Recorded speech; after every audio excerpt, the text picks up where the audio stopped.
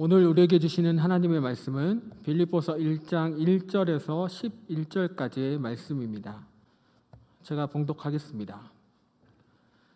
그리스도 예수의 종 바울과 디모데는 그리스도 예수 안에서 빌립보에 사는 모든 성도와 또한 감독들과 집사들에게 편지하노니, 하나님 우리 아버지와 주 예수 그리스도로부터 은혜와 평강이 너희에게 있을지어다. 내가 너희를 생각할 때마다 나의 하나님께 감사하며 간구할 때마다 너희 무리를 위하여 기쁨으로 항상 간구함은 너희가 첫날부터 이제까지 복음을 위한 일에 참여하고 있기 때문이라. 너희 안에서 착한 일을 시작하신 이가 그리스도 예수의 날까지 이루실 줄을 우리는 확신하노라. 내가 너희 무리를 위하여 이와 같이 생각하는 것이 마땅하니, 이는 너희가 내 마음에 있음이며 나의 매임과 복음을 변명함과 확정함에 너희가 다 나와 함께 은혜에 참여한 자가 됨이라. 내가 예수 그리스도의 심장으로 너희 무리를 얼마나 사모하는지 하나님이 내 증인이시니라. 내가 기도하노라.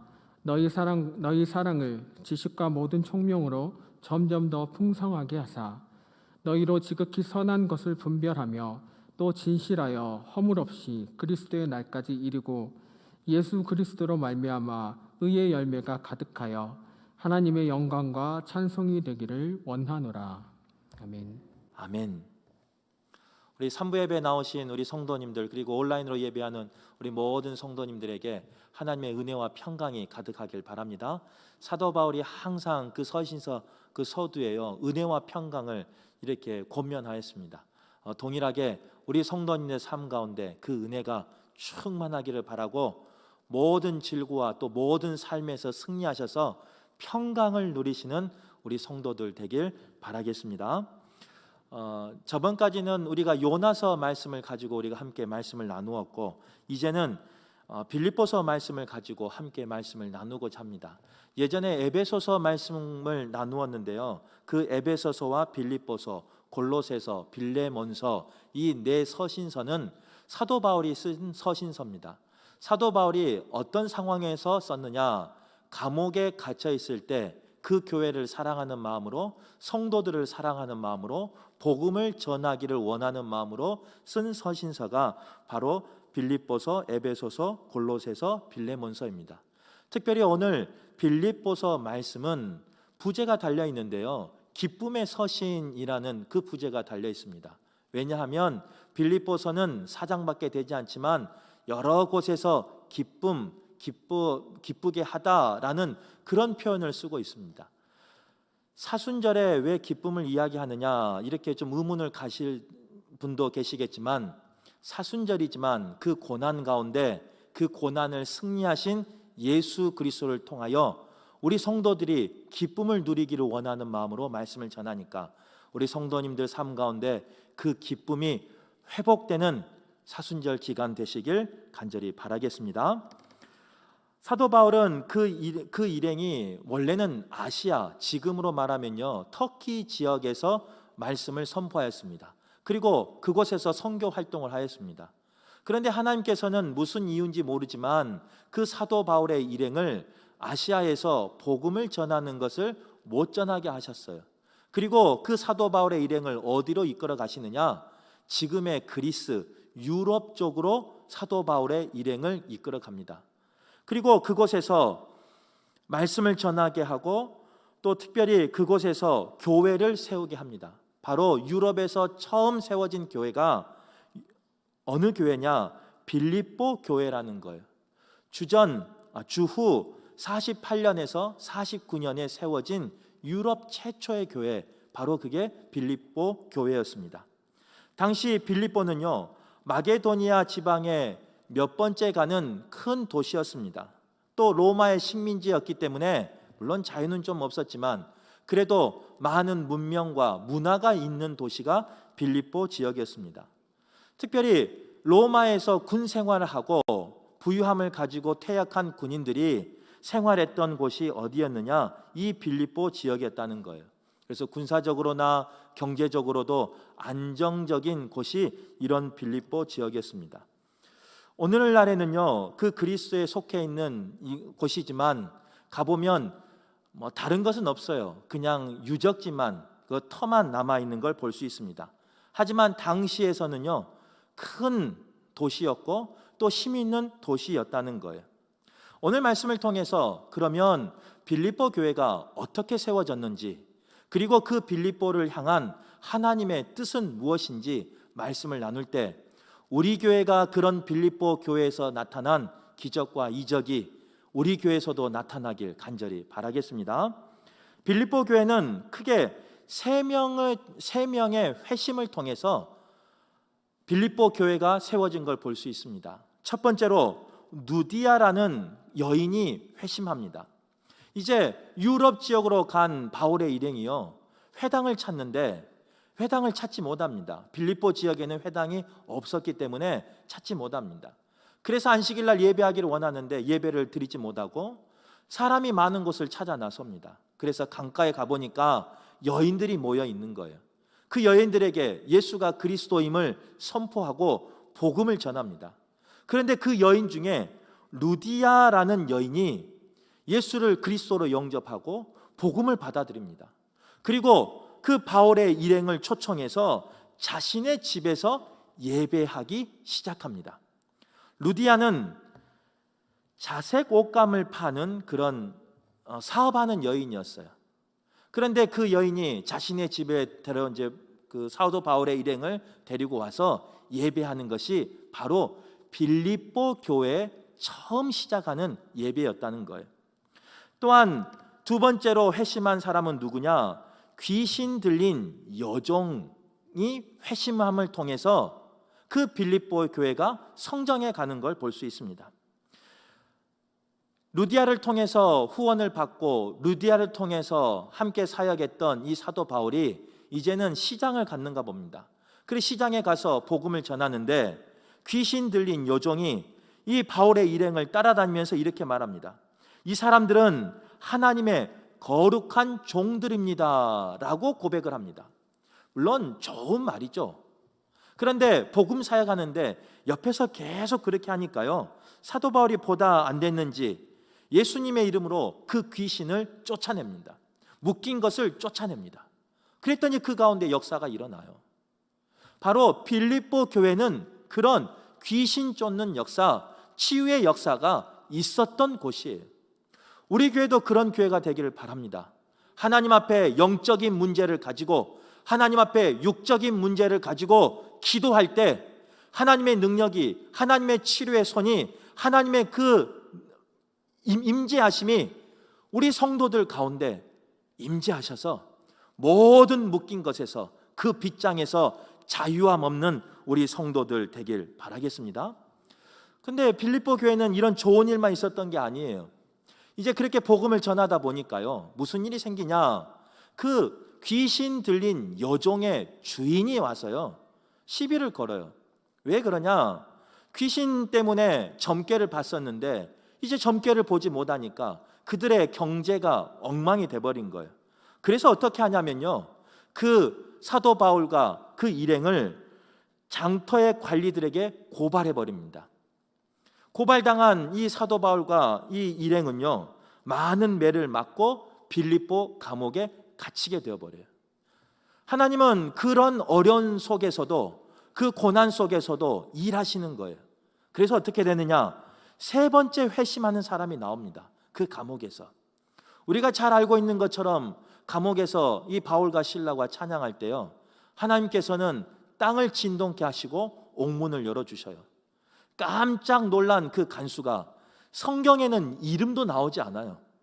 그 깜짝 놀란 그 간수가, 빌립보 감옥의 간수가 일어나서 이젠 나는 죽었구나 라고 생각하면서 차라리 자결하는 게 맞겠다 하면서 자결하려는 찰나에 사도 바울이 뭐라고 말하느냐? 당신의 몸을 상하게 하지 말라, 우리가 다 여기 있노라 라고 말하면서 그를 안심시킵니다.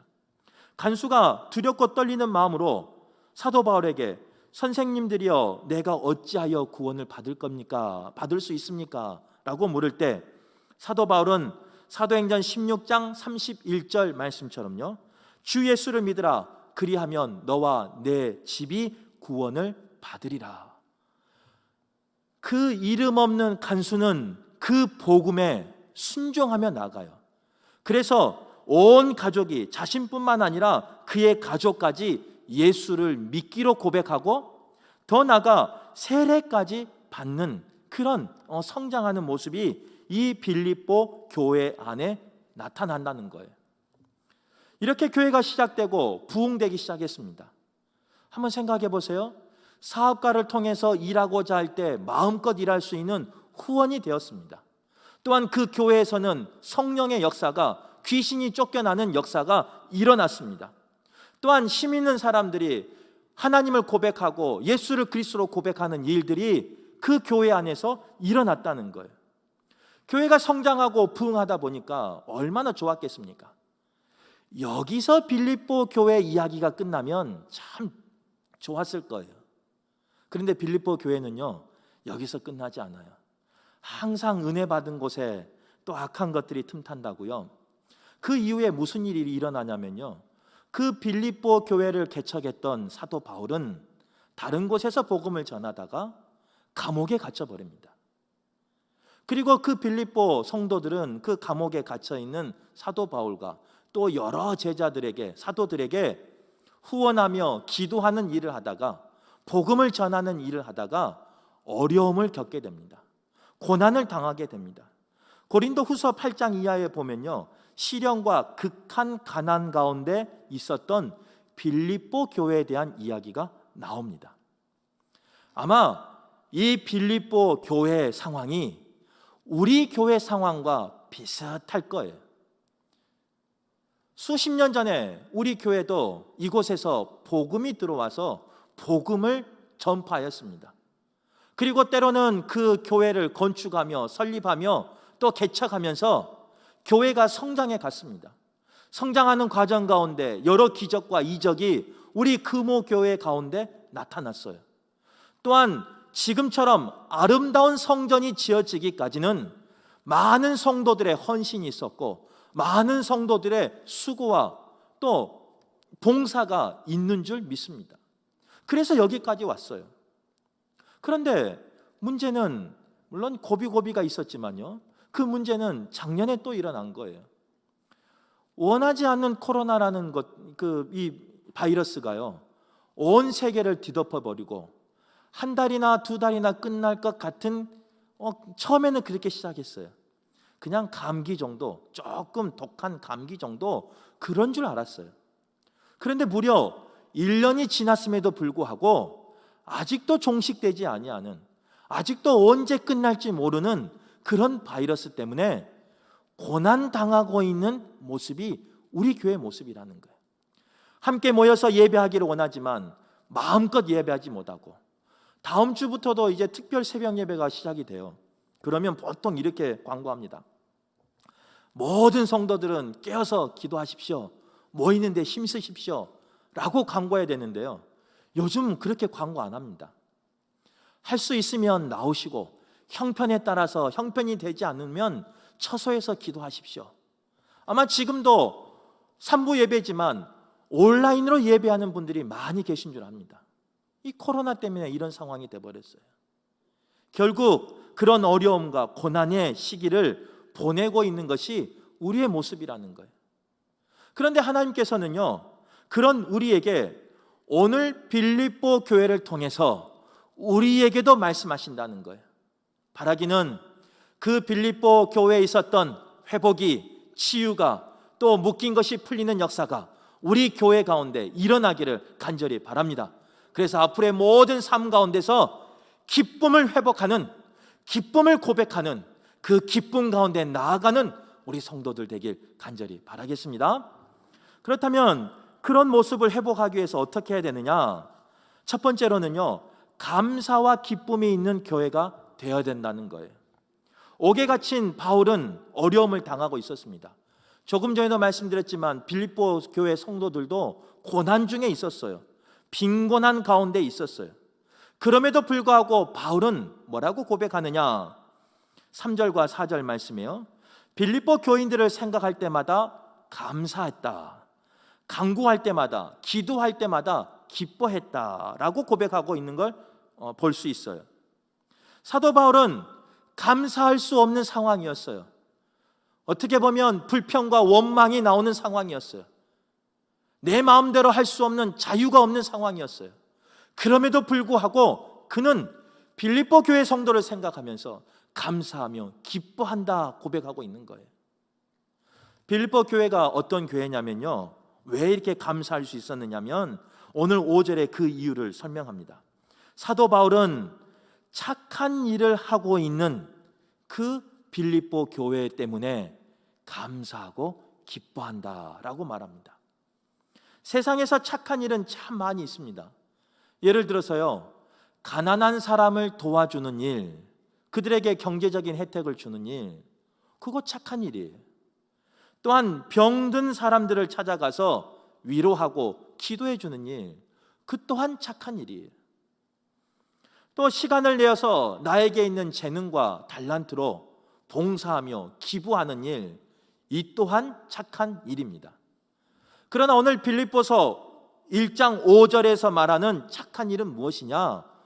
복음을 전하는 일이라는 거예요. 왜 복음을 전하는 일이 착한 일이냐? 복음이라는 것은요, 그의 육신뿐만 아니라 그의 영을 살리는 거예요. 죄로 죽을 수밖에 없는 그 죄인을 복음을 통해서 구원받게 하고 천국으로 인도하는 일이, 영혼을 살리는 일이 바로 오늘 5절에 나와 있는 착한 일이라는 겁니다. 빌립보 교회는요, 그 착한 일, 그 복음을 전하는 일에 힘썼어요. 그런데 언제까지 힘썼느냐? 바울이 열심히 사역할 때도 힘을 썼지만, 바울이 갇혀 있을 때도 변함없이 후원하며, 변함없이 기도하며, 변함없이 헌신하며 수고했다는 거예요. 나에게 능력이 있을 때, 나에게 힘이 있을 때만 그러는 것이 아니라, 비록 내 삶이 공고하였지만, 내 삶이 힘들었지만, 내 삶이 어려움에 처했지만 복음 사역을 위해서 변함없이 지속적으로 구체적으로 동참하고 있는 것이 바로 빌립보 교회였다는 겁니다. 이것을 사순절이니까요, 조금 더 쉽게 말하면 사도 바울이 지고 간 그 십자가를 빌립보 교회 성도들은 함께 졌습니다. 사역을 하다 보면 주의 말씀을 전하는데, 또 선교하는데 열정만 있어서는 되는 게 아니에요. 물론 열정이 있어야죠. 그 헌신이 있어야죠. 그러나 그 가운데 필요한 것은요, 그 사역을 함께할 동역자가 필요하다는 거예요. 더 나가서 동역하면서 나아갈 때 때로는 물질이 필요할 때가 있습니다. 때로는 사역하다가 낙심될 때 위로하는 사람이 필요할 때가 있습니다. 그런데 그 모든 것을 감당한 사람들이 누구였느냐? 빌립보 교회 성도였다는 거예요. 사역하는데 동역을 해주었고, 물질이 필요할 때 물질을 후원해 줬고, 위로가 필요할 때 위로자로 나온 사람들이 바로 빌립보 교회 성도였다는 거예요. 사도 바울은 그 빌립보 교회를 생각하니까 마음 깊은 곳에서 감사가 나왔어요. 저렇게 힘들고 어려운 가운데서도 함께 동역해주는, 함께 십자가를 져주는, 함께 가시밭길을 걸어가주는 그 빌립보 성도들이 있었기에 사울은 감사했어요. 그리고 생각하니까 기뻤어요. 나에게 그런 좋은 동역자가 있음에 기뻤어요. 제가 금호교회에서 예전에 부목사 생활을 했습니다. 아마 대부분 다 아실 건데요. 그러다가 다른 교회 갔다가 선교지를 가고 다시 금호교회 왔는데, 선교지에 가보니까 힘들 때가 있었다, 이렇게 말씀을 나눴잖아요. 그런데 그때 저에게 힘이 된 건 무엇이냐, 위로가 된 것은 무엇이냐, 예전 교회, 특별히 우리 금호교회에서 신앙생활하는 게 너무나 감사했어요. 때로는 부목사이지만 우리 성도님들이 격려해 주시고, 부족함이 있었지만 함께 동역해 주시고, 함께 열심히 일한 그런 사역들이 생각났었어요. 그런데 그것이 나에게 힘이 되더라고요. 저에게 그 힘든 가운데서도 일어설 수 있는 힘이 되더라고요. 소망이 되더라고요. 지금까지도 누군가에게 그런 좋은 기억이 있었던 우리 금호교회가 앞으로도 좋은 기억만 있는, 누군가 기억 가운데 감사와 기쁨만 고백되는 그런 교회가 되길 간절히 바랍니다. 저는 기도해요. 제가 말했잖아요. 우리 성경책 앞에다가 제가 왔을 때부터 목사님들, 부목사님들 이름을 쓴다고요. 그리고 기도한다고요. 내가 금호교에서 받은 은혜, 내가 금호교에서 받은 고백한 그 감사와 기쁨이 우리 목사님들이 어디를 가든 어느 곳에서 사역하든 고백되기를 저는 기도해요. 지금까지도 잘하셨으니까 앞으로도 잘하셔서 기쁨과 감사가 고백되는 그런 교회가 되길 간절히 바라겠습니다. 두 번째로 하나님이 원하시는 교회는 어떤 교회냐? 사랑이 있는 교회라는 겁니다. 오늘 7절 중반절에 보면요, 너희가 내 마음에 있음이며, 사도 바울의 마음에는 빌립보 교회 성도가 있었다는 거예요. 예전에 그 드라마가 저 생각이 안 나는데 그 하여튼 이런 명대사가 있습니다. 내 안에 너 있다. 제가 하니까 좀 느끼한데요, 그때 멋있는 배우가 그랬어요. 누군지 기억이 안 나요. 그 여인을 보면서 내 안에 너 있다 그러니까요, 그 여인이 그냥 뿅 가버렸어요. 왜 그러세요? 모르는 사람이 다른 사람에게 고백하는 그 이야기만 들어도요, 마음이 설레요. 그런데 함께 신앙생활하는 목회자가, 함께 신앙생활하는 성도가 나를 향해서 너 안에, 나 안에 너 있다. 얼마나 행복한 신앙생활이겠습니까? 또한 8절 말씀해 보면요, 내가 예수 그리스도의 심장으로 너희 무리를 얼마나 사모하는지 하나님이 내 증인이시니라, 이렇게 말하고 있습니다. 여기서 8절에 심장이라는 단어는 헬라어로 스필랑크론이라는 단어를 쓰고 있어요. 이거는 내장, 속에 있는 장기, 내장을 말하는 거예요. 근데 이것을 이제 본문에 맞게 해석하면요, 내 온몸으로 느끼는 가장 깊고 그 내장 깊은 곳에서 나오는 가장 강한 감정을 드러낼 때 쓰는 단어가 오늘 이 심장이라는 단어예요. 즉 이것을 좀 쉽게 표현하면요, 내 심령 깊은 곳에서 나오는 그 사랑을 말하는 거예요. 예수 그리스도의 심장, 예수 그리스도의 사랑, 바로 그 예수 그리스도의 사랑이, 그 심장 깊은 곳에서 나온 그 사랑이 성도들을 향해서 목숨까지 바치는데 주저하지 아니하는, 십자가에 달리는데 주저하지 아니하는, 그 쓴 잔을 마시는데 주저하지 아니하는, 가시관을 쓰는데 주저하지 아니하는 그 사랑, 그 사랑으로 내가 너희들을 사모한다, 이렇게 말하고 있는 거예요. 여러분, 누가 여러분을 사모한다고 한번 생각해 보세요. 얼마나 행복하겠습니까? 누가 나를 사랑하는데요, 그 내장 깊은 곳, 심장 깊은 곳에서 나오는 그 사랑으로, 예수님이 인류를 사랑하는 그 마음으로, 사랑하는 마음으로 사랑한다고 한번 생각해 보세요. 얼마나 기쁘겠습니까? 이 말씀을 준비하면서 제가 그런 목회자가 됐으면 좋겠어요. 제 안에 세상의 어떤 욕심으로 가득한 것이 아니라, 제 안에 나의 가족으로만 가득한 것이 아니라 금오교의 성도들로 가득했으면 좋겠어요. 금오교의 성도들로 가득 찼으면 좋겠어요. 더 나아가서 그 사랑이 예수께서 십자가를 치시고 그 십자가의 달림으로, 죽음으로 증명한 것처럼 제가 우리 성도들을 마음에 품고 사랑하되 예수님과 같이 사랑했으면 좋겠어요. 그런 교회가 얼마나 행복한 교회겠습니까? 그냥 자기 것 챙기고 자기 다음에 갈 자리 봐놓고, 그런 목사보다요, 모든 것 헌신하고 모든 것 함께 나누고 함께 기도하는 그런 목회자와 생활하는 게 얼마나 행복하겠습니까? 그런데 계속 이야기하잖아요. 교회는 그런 목사만 있어도 되는 게 아니에요. 동일하게 사도 바울이 그걸 고백하는 것처럼 그 모습을 보이고 성도들에게 가르친 것처럼 성도들도 그래야 된다는 거예요.